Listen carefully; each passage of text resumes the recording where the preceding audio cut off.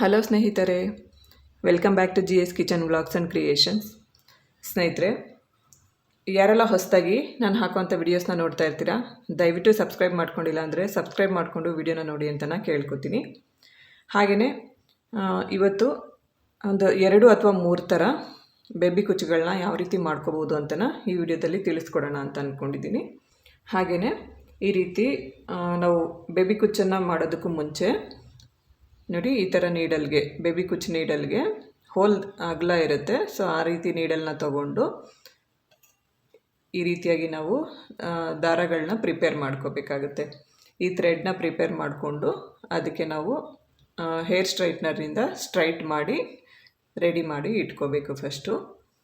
ಅದಾದಮೇಲೆ ನೋಡಿ, ನಾನಿಲ್ಲಿ ಈ ರೀತಿಯಾದಂಥ ಬೀಡ್ಗಳನ್ನ ಯೂಸ್ ಮಾಡ್ತಾಯಿದ್ದೀನಿ. ಇದು ಸ್ವಲ್ಪ ಹೋಲ್ ಅಗಲ ಇರುತ್ತೆ, ಗೋಲ್ಡ್ ಕಲರ್ ಬೀಡ್. ನೋಡಿ, ಫಸ್ಟು ಬೀಡನ್ನ ಥ್ರೆಡ್ ಒಳಗಡೆ ಈ ರೀತಿ ಪಾಸ್ ಮಾಡ್ಕೋಬೇಕು.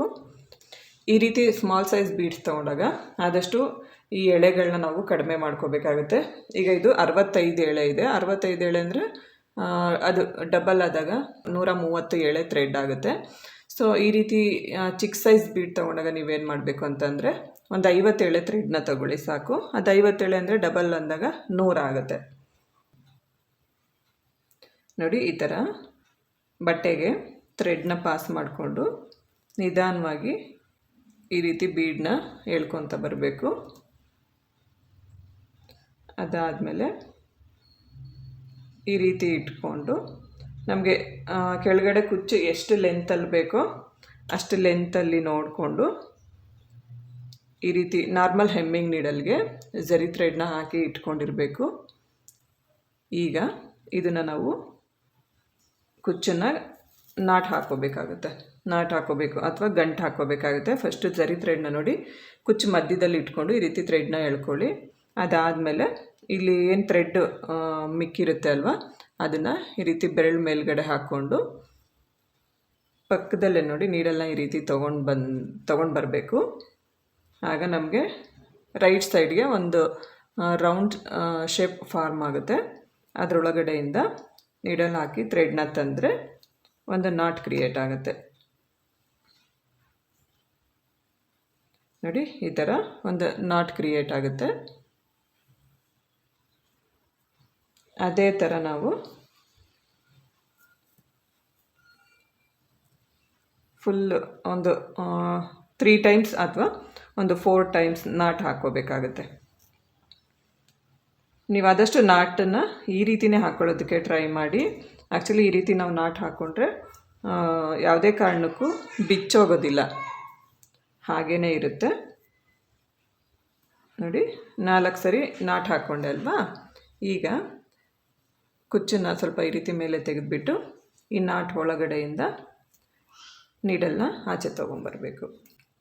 ನಾವು ಈ ರೀತಿ ಹಾಕ್ಕೊಂಡಾಗ ನಮಗೆ ಫಿನಿಶಿಂಗ್ ತುಂಬ ನೀಟಾಗಿ ಬರುತ್ತೆ. ಕುಚ್ಚು ಲೆಂತ್ ಎಷ್ಟು ಬೇಕೋ ಅಷ್ಟು ನೋಡಿಕೊಂಡು ನೀವು ಥ್ರೆಡ್ನ ಕಟ್ ಮಾಡ್ಕೋಬೇಕು.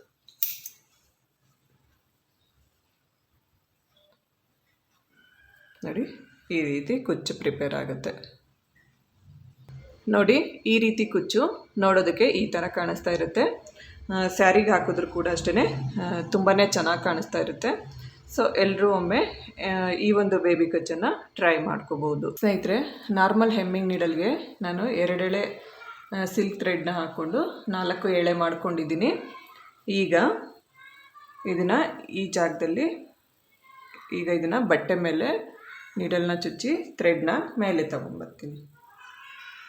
ಮೇಲೆ ತೊಗೊಂಬಂದು ಅಷ್ಟುದ್ದ ಥ್ರೆಡ್ನ ಬಿಟ್ಕೊಂಡು ಈ ರೀತಿ ಥ್ರೆಡ್ನ ಕಟ್ ಮಾಡ್ಕೋಬೇಕಾಗತ್ತೆ.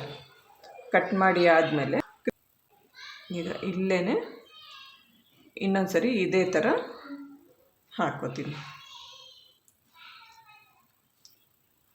ನಾವು ಲೆಫ್ಟ್ ಸೈಡಲ್ಲಿ ಎಷ್ಟು ಉದ್ದ ಬಿಟ್ಕೊಂಡಿರ್ತೀವೋ ಅಷ್ಟೇ ಉದ್ದ ರೈಟ್ ಸೈಡಲ್ಲೂ ಕೂಡ ಕಟ್ ಮಾಡ್ಕೊಳ್ಳೋಣ. ಕಟ್ ಮಾಡಿಕೊಂಡು ಫಸ್ಟು ಈ ರೀತಿ ಕಾಟನ್ ಥ್ರೆಡ್ನ ತೊಗೊಂಡು ಇಲ್ಲಿ ನಾವು ನೀಡಲ್ಗೆ ಕಾಟನ್ ಥ್ರೆಡ್ನ ಹಾಕ್ಕೊಂಡಿರ್ತೀವಿ. ಇವಾಗ ನೀಡಲ್ ಒಳಗಡೆ ಬೀಡ್ ಹಾಕ್ಕೊಂಡು ಈ ರೀತಿ ನಾನು ಯಾವ ರೀತಿ ತೊಗೊತಾ ಇದ್ದೀನಲ್ಲ ಥ್ರೆಡ್ಡು, ಆ ರೀತಿ ಕಾಟನ್ ಥ್ರೆಡ್ ಒಳಗಡೆಯಿಂದ ಆಚೆ ತಗೋಬೇಕು. ಆವಾಗ ತುಂಬ ಈಸಿಯಾಗಿ ನಾವು ಬೀಡನ್ನ ಇನ್ಸರ್ಟ್ ಮಾಡ್ಕೋಬೋದು. ಅದೇ ಮೆಥಡಲ್ಲೇ ಈಗ ನೆಕ್ಸ್ಟ್ ಇದ್ರ ಪಕ್ಕ ಇರೋ ಅಂಥ ಥ್ರೆಡ್ಗೂ ಕೂಡ ಈಗ ಬೀಡನ್ನ ಇನ್ಸರ್ಟ್ ಮಾಡ್ಕೋಬೇಕು.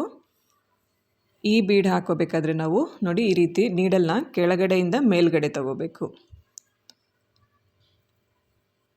ಈ ಥರ ತಗೊಂಡಾಗ ಆ ಸಿಲ್ಕ್ ಥ್ರೆಡ್ ಏನಿದೆ ಬೀಡ್ ಒಳಗಡೆಯಿಂದ ನಮಗೆ ಆಚೆ ಬರುತ್ತೆ.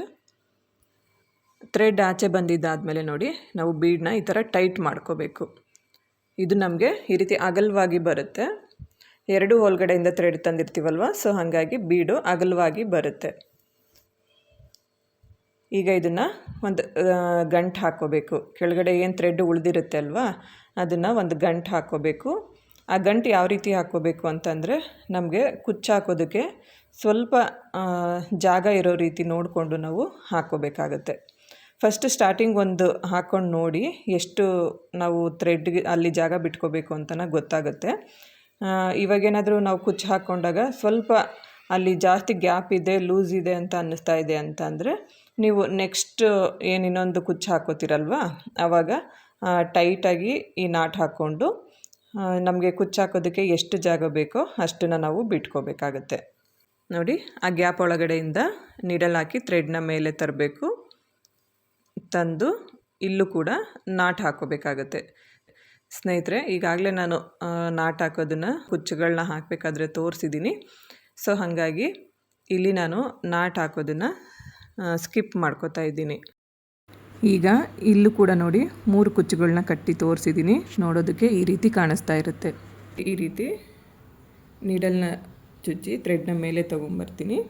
ಥ್ರೆಡ್ನ ತೊಗೊಂಬರೋಣ. ಈಗ ಇದರೊಳಗಡೆ ನಾವು ಬೀಡನ್ನ ಇನ್ಸರ್ಟ್ ಮಾಡೋಣ. ಆದಷ್ಟು ನಾವು ಈ ಎಳೆಗಳನ್ನ ತುಂಬ ಕಮ್ಮಿ ತೊಗೋಬೇಕಾಗುತ್ತೆ. ಯಾಕಂದರೆ ಹೋಲ್ ನೋಡ್ತಾ ಇದ್ದೀರಾ ಎಷ್ಟು ಚಿಕ್ಕದಿದೆ ಅಂತ. ಸೊ ಹಾಗಾಗಿ ಸ್ವಲ್ಪ ಎಳೆಗಳನ್ನ ಕಡಿಮೆನೇ ತೊಗೊಳ್ಳಿ.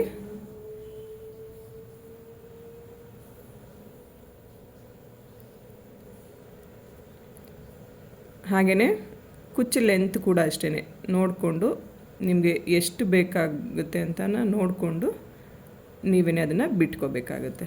ಈಗ ಕುಚ್ಚನ್ನ ನಾಟ್ ಹಾಕ್ಕೋಬೇಕು. ನೋಡಿ ಕೆಳಗಡೆಯಿಂದ ಈ ರೀತಿ ನಾರ್ಮಲ್ ಹೆಮ್ಮಿಂಗ್ ನೀಡಲಲ್ಲಿ ಜರಿ ಥ್ರೆಡ್ನ ಹಾಕಿ ಇಟ್ಕೊಂಡಿರಬೇಕು. ನೋಡಿ ಇಲ್ಲೇನು ನಾವು ಲಾಸ್ಟಲ್ಲಿ ಒಂದು ನಾಟ್ ಹಾಕ್ಕೊಂಡಿರ್ತೀವಲ್ಲ, ಅದನ್ನು ಈ ರೀತಿ ನಮ್ಮ ಬೆರಳ ಮೇಲೆ ತಗೋಬೇಕು. ತಗೊಂಡು ಕುಚ್ಚು ಲೆಫ್ಟ್ ಸೈಡಿಂದ ಥ್ರೆಡ್ನ ತಂದು ನೋಡಿ ಇಲ್ಲೊಂದು ರೌಂಡ್ ಫಾರ್ಮ್ ಕ್ರಿಯೇಟ್ ಆಗಿರುತ್ತೆ ಸ್ನೇಹಿತರೆ. ಆ ರೌಂಡ್ ಒಳಗಡೆ ಥ್ರೆಡ್ನ ಹಾಕಿ ಆಚೆ ತರಬೇಕು. ನಮಗೆ ಈ ರೀತಿ ಒಂದು ಹೂ ಕಟ್ಟೋ ಥರ ಒಂದು ನಾಟ್ ಕ್ರಿಯೇಟ್ ಆಗುತ್ತೆ. ನೋಡಿ ಈ ಥರ ಬರುತ್ತೆ. ಇದೇ ಥರ ಒಂದು 3 ಸರಿ ಮಾಡ್ಕೋಬೇಕು. ಇಫ್ 1 ಟೈಮ್ ಆಯ್ತಲ್ವ, ಇನ್ನು 2 ಟೈಮ್ಸ್ ಮಾಡ್ಕೋಬೇಕಾಗುತ್ತೆ.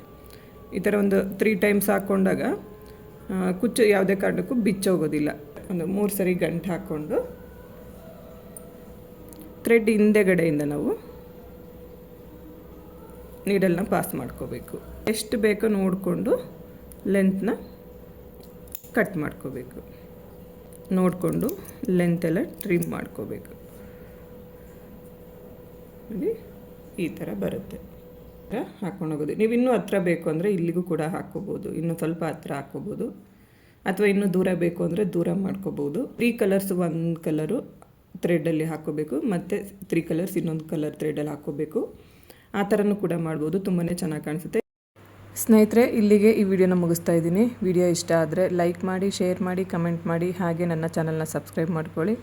ನಮಗೆ ಯಾವಾಗಲೂ ಹೀಗೇ ಸಪೋರ್ಟ್ ಮಾಡಿ ಅಂತ ನಾನು ಕೇಳ್ಕೊತೀನಿ. ಸರ್ವೇ ಜನ ಸುಖಿನೋ ಭವಂತು. Thanks for watching.